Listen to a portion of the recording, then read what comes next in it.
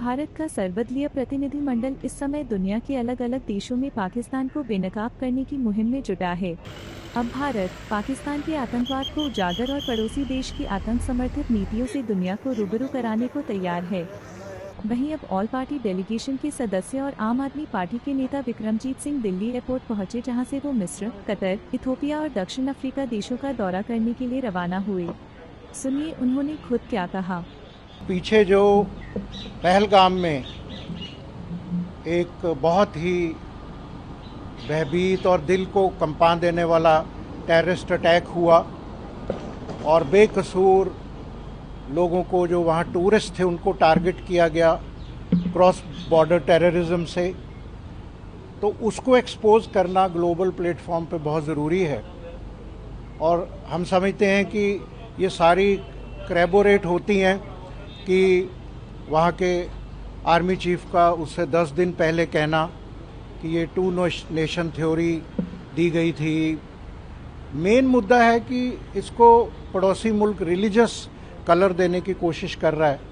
तो हम समझते हैं और इंडिया समझता है टेररिस्ट्स हैव नो रिलीजन, तो इसको किसी रिलीजन का मोखटा पहना के करना ये बहुत ही फैक्चुअली इनकरेक्ट होगा, क्योंकि भारत एक डेमोक्रेटिक कंट्री है। यहाँ सारी माइनॉरिटीज़ बहुत पीसफुल को एग्जिस्टेंस से रहती हैं, और ख़ास करके हमारे मुस्लिम भाई, सिख भाई, क्रिश्चियन भाई, देयर इज़ नो इशू।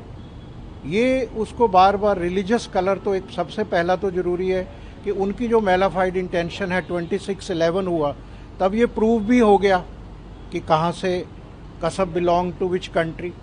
फिर पठानकोट हुआ, पहलगाम हो गया, होता ही रहता है अटैक, तो इसका कोई है नहीं। और जो दूसरी बात, दुनिया को ये बताना कि जो इंडियन आर्मी ने कोई भी सिविलियन टारगेट वहाँ पे नहीं किया, और बहुत ही मेजर्ड और टारगेटेड जो इंडिया आर्मी के पास इंफॉर्मेशन थी भावलपुर की, और जो वहाँ पे स्थान है जहाँ टेररिस्ट कैंप थे, उनको ही टारगेट किया गया। वेयरएज हमारे पड़ोसी मुल्क ने, आपको पता है कि बहुत ही एक तरीके का टेंशन का माहौल, रात को ड्रोन चलते थे सब शहरों पे, जम्मू कश्मीर पे। तो इस टाइप के जो ये फॉल्स नैरेटिव है, इसको क्लियर करना। और India wants peace, India is not provocative, India आगे भी शांत रहेगा, यही हमारे प्रधानमंत्री जी और गवर्नमेंट की पॉलिसी है। लेकिन अगर ये खुराफाती, ये टेररिस्ट एक्टिविटी बंद नहीं होंगी, तो India has zero tolerance for this terrorist activity. और ये निहत्थे लोगों को, बेकसूर लोगों को मारना, तो वो इंडिया बर्दाश्त नहीं करेगा। और इस टाइप की ये जो डर न्यूक्लियर और ये वो, इसका कोई जो है असर नहीं होगा, क्योंकि इतने अब केस हो चुके हैं पिछले 20 सालों में, 25 सालों में, तो इसलिए कोई प्रूफ की जरूरत नहीं। और टेररिस्ट एक्टिविटी ये भी इंटरनेशनल मुल्कों को हम बताएंगे कि it is not confined to India, उनके वहाँ भी तो हुआ। हर बड़े कंट्री में जो है टेररिस्ट एक्टिविटी होती है, उनको भी पता है।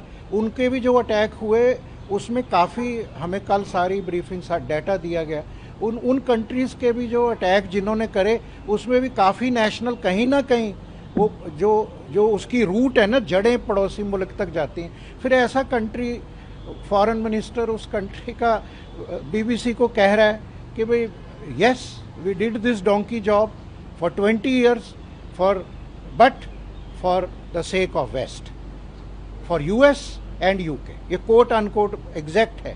तो अब क्या, किसके कहने पे किया, क्या किया, तो ये उनको भी, अब पड़ोसी मुल्क को भी समझना चाहिए। हमें पता है उनकी मजबूरी, वहाँ 2 पावर सेंटर हैं, लेकिन अब उनको भी ये ख़त्म करना पड़ेगा। ये जो टेररिस्ट एक्टिविटी, टेररिस्ट को ट्रेन करना, अफगानिस्तान में इतनी खराबी हो गई, अब भारत का इसके प्रति ज़ीरो टॉलरेंस है। यही हमारा है कि लोगों को, देशों को इसके बारे में ज़्यादा जागृति की जाए।